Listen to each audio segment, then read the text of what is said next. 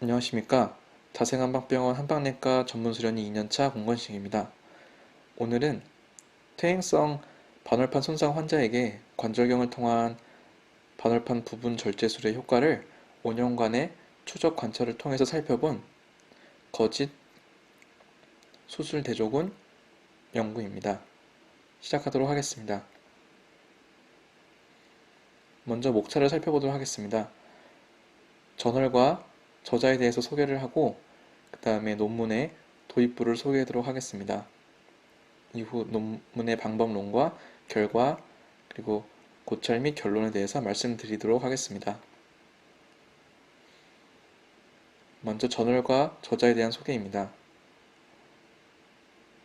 본 논문이 발표된 저널은 브리티시 저널 오브 스포츠 메디슨으로 SCI급 저널로 2018년 임팩트 팩터와 2019년 임팩트 팩터를 보면은 10을 넘는 수치로 높은 임팩트 팩터를 가지고 있는 저널입니다. 저자는 핀란드에 있는 정형외과 의사입니다. 본 연구는 퇴행성 반월판 손상 환자를 5년간 추적 관찰한 결과인데 앞서서 같은 환자군을 대상으로 1년간 관찰한 연구와 2년간 관찰한 연구에 대해서 이미 발표를 한 이전 연구가 있습니다. 논문에 대해서 소개해 드리도록 하겠습니다. 본 논문의 핵심 주제가 되고 있는 관절경을 통한 반월판 부분 절제술, 줄여서 APM은 가장 일반적인 정형외과 수술입니다. 미국에서 연간 50만 건 이상 시행되고 있고 영국에서도 약 20여 년 동안 110만 건 이상이 시행될 정도로 정형외과에 있어서 대중적인 수술입니다. 그런데 이 APM에 대해서 의사들 사이에서도 논란이 있습니다. APM 수술 후 무릎 통증과 기능, 삶의 질이 개선된다는 의견이 있는 반면에 APM 수술이 단기적이거나 혹은 중기적인 거의 미미한 이익만을 제공한다는 의견도 같이 있습니다.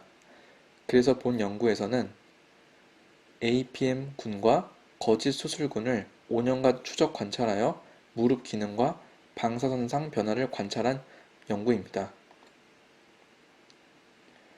논문의 대상자와 방법론에 대해서 말씀드리도록 하겠습니다. 연구 대상자는 핀란드의 정형외과 공공병원을 통해서 모집하였습니다.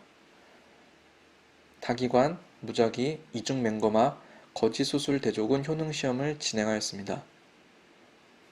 연구의 참가 기준과 연구에 참가 제외하는 기준은 다음과 같이 나와 있습니다. 연구 기준에 적합한 환자분들은 다음과 같이 APM군 혹은 거짓 수술군에 배정되었습니다. 무작위 배정을 하는 데 있어서 실험 장소, 연령, 성별, 그리고 K1 그레이드의 0 혹은 1 점수에 따라서 계층화하여서 그 연구의 정밀도를 높였습니다. 이 이외에 평가자들, 임상관리자들 역시 모두 맹검화되었습니다. 본 논문의 주된 인터벤션이었던 APM에 대해서 설명드리도록 하겠습니다. 우측 그림을 보시면 손상된 반월판이 튀어나와 있는 것을 보실 수 있습니다. 이때 관절경을 통해서 들어간 이후에 느슨하게 늘어져 있는 반월판 조직을 제거하고 단단한 반월판 조직이 나올 때까지 마저 제거하는 것이 APM의 방식입니다. 그래서 APM군에 배정된 환자들은 다음과 같이 APM 수술을 받았습니다. 거짓 수술군의 경우에는 똑같이 관절경을 통해서 검사만 하였고 반월판의 상태를 관찰한 후에 느슨해진 반월판은 제거하지 않은 채로 수술을 종료하였습니다. 그런데 APM군 환자들이 겪는 수술에 걸리는 시간과 소리, 장소를 모두 동일하게 해서 거짓 수술군에 속하더라도 본인이 반월판 수술을 정말 받는지 받지 않는지는 알 수 없도록 맹검화하였습니다. 본 연구에는 크게 두 가지 프라이머리 아웃컴이 있었습니다. 하나는 방사선학적인 변화에 대해서 살펴본 아웃컴이 있었고, 다음 슬라이드에서 환자 관련된 아웃컴에 대해서 다시 설명드리도록 하겠습니다. 먼저 방사선학적인 아웃컴을 보시면 KL 그레이드와 OARSI 썸 스코어가 사용되었습니다. KL 그레이드는 방사선상 경골 대퇴성 슬관절염의 심각성을 평가하기 위한 반정량적인 도구입니다. 순위 범주형 그레이드로서 0부터 4단계에 해당하는 척도를 가지고 있습니다. OARSI 썸 스코어는 슬관절염에서 관절 간격이 좁아지는 정도를 평가하는 반정량적인 기구입니다. 환자 관련된 아웃컴입니다. 첫 번째로는 웨스턴 온타리오 메니스컬 에빌레이션 툴 이하 WMET라고 하겠습니다. 그 다음에 리솜 니 스코어, 운동 후 무릎 통증, 이렇게 세 가지가 있었습니다. WMET는 반월판 연골 특이적인 건강 관련 삶의 질 도구로 퇴행성 반월판 연골이 찢어진 환자를 위해 특별히 검증된 도구입니다. 리솜 니 스코어는 무릎 점수는 검증되었고 조건별 특이적인 측정이 가능한 도구였습니다. 두 가지 스코어 모두 0점에서 100점까지의 범위를 가지고 있었고 0점이 가장 심각한 상태, 100점은 증상이 없는 것을 나타내고 있습니다. 운동 후 무릎 통증은 지난 1주간 운동 후 무릎 통증이 0점에서 10점까지의 총 11점 NRS로 평가를 하였습니다. 환자 관련된 아웃컴에서 세컨더리 아웃컴도 있었습니다. 다음과 같은 5가지 항목에 대해서 실험 참가자들에게 문진을 하여 세컨더리 아웃컴을 평가하였습니다. 통계적인 방법론입니다. 본 임상시험은 원래 무릎 통증과 퇴행성 반월판 손상 환자를 치료하는데 거짓 수술보다 APM이 우수한지를 확인하기 위해 계획 마련되었습니다.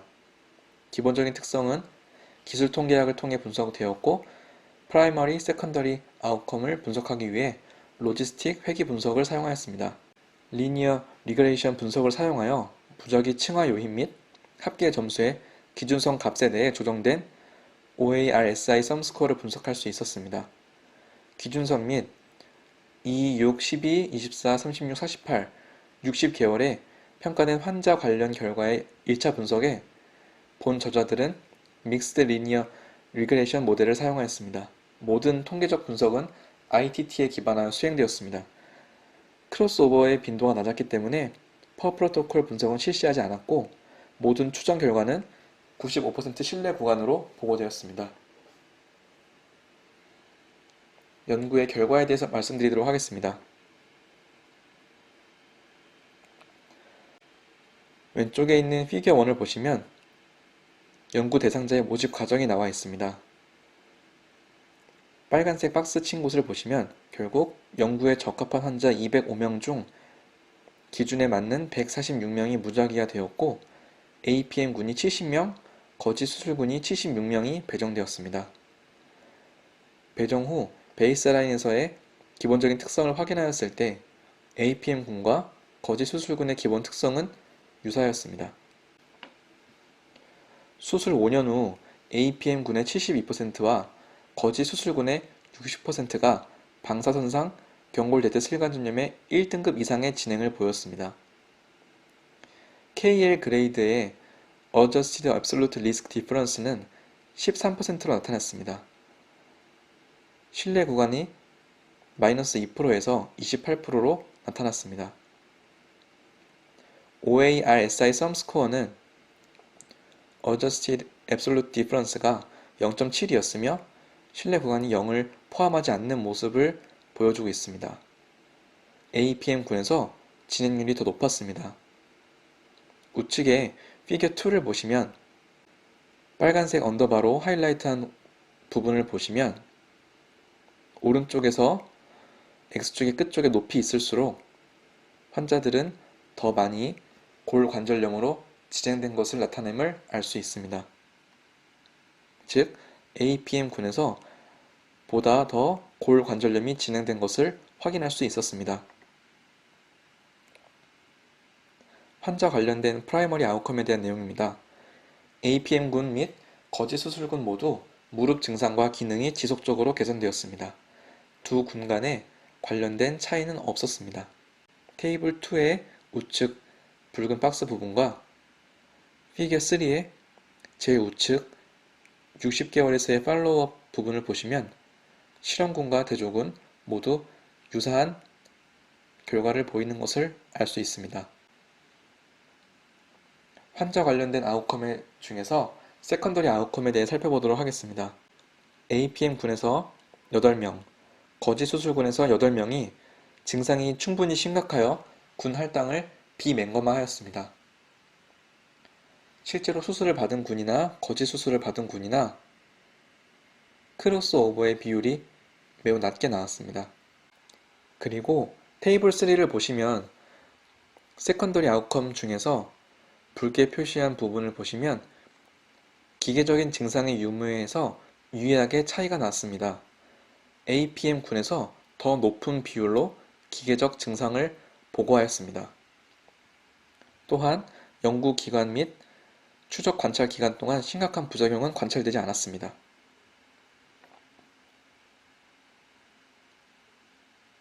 고찰입니다. 이전 연구를 보시면 기존에도 MRI에 근거한 골관절염 표지에 18개월 동안의 추적 관찰을 통해 확인한 결과 APM을 받은 환자들이 비수술적 치료를 받은 환자들보다 더 골관절염이 진행됨을 확인할 수 있었습니다. 또한 환자 보고시 결과와 TKR, 즉 전슬관절 치환술의 발생률을 5년간 추적한 결과를 보면 무릎 통증이나 기능에서는 그룹 간 차이가 없지만 물리치료군에 비해 APM군에서 전슬관절 치환술을 받을 가능성이 더 높음을 알 수 있습니다. 본 연구의 강점은 이전 연구와 다르게 이중 맹검화, 무작위화, 거짓 수술 대조군 효능을 시험 설계한 것입니다. 거짓 대조군은 일반적으로 서브젝티브 엔드포인트를 가진 수술 시험에서 필수적인 것으로 알려져 있습니다. 이전에 APM을 다양한 비수술 치료법과 비교한, 즉 환자에게 맹검화되지 않은 실험은 비수술군에서 수술군으로의 높은 크로스오버 비율을 보였습니다. 하지만 본 연구는 환자가 진짜 APM을 받는지 받지 않는지를 맹검화할 수 있었기 때문에 낮은 크로스오버를 보였고, 수술에 따른 효과에 대해서 수술을 받았는지 여부를 맹검화할 수 있어서 보다 객관적으로 평가할 수 있었습니다. 본 연구의 한계점입니다. 본 연구에서 크로스오버로 인한 비맹검화의 빈도는 APM군과 거짓 수술군이 각각 11, 12%로 유사합니다. 오히려 APM에 의한 무릎 골관절염에 대한 본 저자들의 위험 추정치는 과소평가되었을 가능성이 있습니다. 왜냐하면 거짓 수술군에서 APM군으로 넘어간 환자들의 경우에 실제로 APM이 주는 부정적인 효과는 받았지만 실제 분석에서는 ITT 분석에 따라 거짓 수술군에 포함되었기 때문에 APM 자체에 대한 위험 추정치가 과소평가되었을 가능성이 있다는 말입니다. 또한 방사선 검사 시 모든 과정을 동일하게 하기는 어려웠다는 것을 한계점으로 인정하고 있습니다. 본 연구에서 발견한 점은 다음과 같습니다. 본 연구는 환자를 선정했거나 실제 APM군 환자를 대표하지 않는다는 일부의 비판을 받았습니다. 그러나 본 연구는 APM의 혜택을 받을 가능성이 높은 환자들을 포함하기 위해서 자격 기준을 세심하게 만들었습니다. 이러한 이상적인 상황에서 APM의 효능을 찾지 못한다면 일상적인 설정에서 효과가 입증될 가능성은 오히려 더 낮다는 것이 저자들의 생각입니다. 본 연구의 결론입니다. APM은 방사선상 슬관절염 발생의 위험을 약간 증가시키는 잠재적인 위해와 연관이 있습니다. APM은 무릎 통증, 다른 증상 및 무릎 기능에 수반되는 부수적인 이점과는 관련이 없습니다. 본 연구가 주는 임상적인 의의는 우측 하단에 나와 있습니다. 중년, 장년에 지속적인 무릎 통증을 호소하는 환자에게 있어서 그 증상을 관리하는데 APM보다는 다른 대안적인 치료를 고려하도록 임상의에게 강력하게 저자들은 권고를 하고 있습니다. 이상으로 발표를 마치도록 하겠습니다. 경청해 주셔서 감사합니다.